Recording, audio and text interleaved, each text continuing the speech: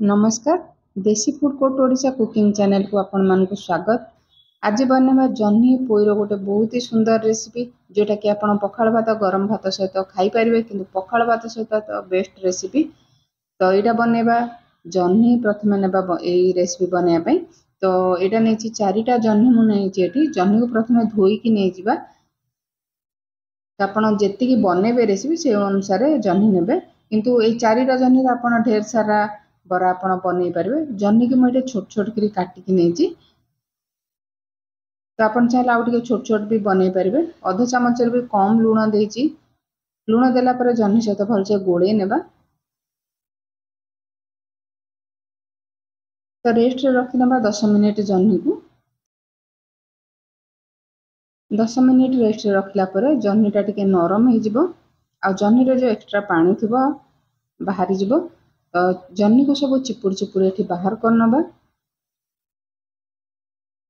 तो 4टा जह्नी रे आमे बहुत सारा एठी आमे जह्नी रो बरा बनै परिबा। तो जो जह्नी रो जो पानी बाहरला सब को आपण न फोपाड़ी कि आपण डाली रे भी जह्नी रो पानी टाको व्यवहार कर परिबे। जह्नी को चिपुड़ के बाहर कर सारला पर एठी मु नैची 5टा रु 6टा पोई पत्र। आपण खाली जह्नी रे भी रेसिपीटा बनै परिबे किंतु पोई पत्रटा पकेले बहुत माने भल लागुची रेसिपीटा। तो निश्चिंत जदि पोई पत्र अछि तो निश्चिंत पकांतु। तो गोटे बड़ साइज रो पियाज को छोट छोट काटिकी पकईची। जदि आपण बिना पियाज रसुन रे करिया को चाहुचंदी पियाज और रसुन को आपण स्किप करि परिबे। मोर राग पई 4 रु 5टा कंचा लंका को छोट छोट काटिकी पकईची। आपण कम राग खाउते जदि कंचा लंका कम पकई परिबे। अल्प भुसुंगा पत्र को काटिकी एठी पकईची। आधा चमच देची एठी हळदी गुंड, धनिया गुंड गोटे चमच, तो जीरा गुंड आधा चमच, अदा रसुन रो पेस्ट आधा चमच देची।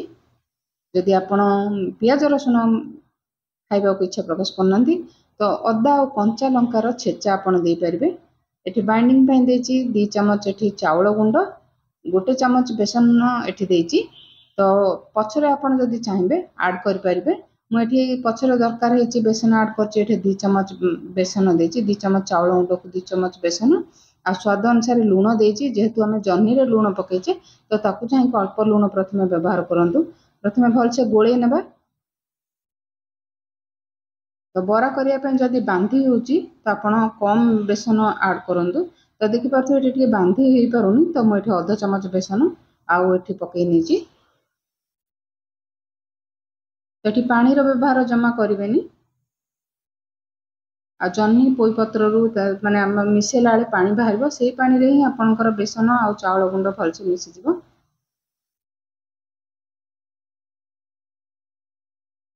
तो ये हाथ धोईकी आम बरा सेट करना। मुझे गोटे तावा नहीं आप कड़ई भी बन पारे। तो ये दे दीची सोरिष तेल। तो ये छोट गुड़ा ने जोटा कि आपंकर पतला आप बराटा बनले तो भितर भलसे भाजवा सहित बहुत ही क्रिस्पी हम। तो देखिए मुझे गोटे गोटे छोट गुड़ा नहीं तावा ही भलसे स्प्रेड कर नौ जोटा कि पतला हो पार। जदि आप हाथ में कर बराटा मोटा साइज हम तो एमती पतला पतला करके पकातु। बराटा बहुत ही क्रिस्पी होची और बहुत ही टेस्टी होची। एमती आपण थरे बनातु। तो आपन को रेसिपी केमिति हेतिला निश्चिंत कमेंट करी कहबे। गोटे मिनिट छाड़ला परे एठी बरा सब को उल्टे नउची। तो एटा प्रथम रो शेष मीडियम हीट रे भाजंतु भितरु भलसे क्रिस्पी होबो।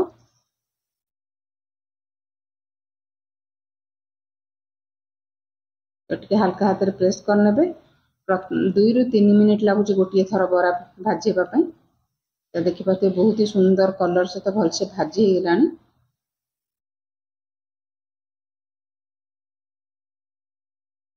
तो जो भाजबे टिके टिके लुहा खड़िकार प्रेस करने भितर भलसे भाजी हो एपट सेपट उल्टे आमर बरा सबको भाजी नेबा।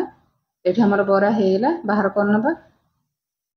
तो 4टा जह्नी 4टा बड़ बड़ पोई पत्र रे ढेर सारा बरा एठी बनिकी रेडी हो जाउची। आउ जहा बळका थिला म एमती छोट छोट गुला करी पके नउची। तापरे हाथ रे आपण स्प्रेड कर नेबे बरा रस माने जेमती जेती पतला मोटा करिया चाहउछंती। तो आज रेसिपी जदि भल लगे तो वीडियो गोटे लाइक करने। नुआ थिले चैनल को सब्सक्राइब करने। आ वीडियो भल लगे जदि निश्चिंत कमेंट गोटे करने। फेसबुक पेज रे देखुथिले फेसबुक पेज को फॉलो करने। तो सब देखिपे सब बरा ये आमर बनिकी रेडी होगा आ बहुत ही टेस्टी बनी तो आप निश्चिंत घर बनातु।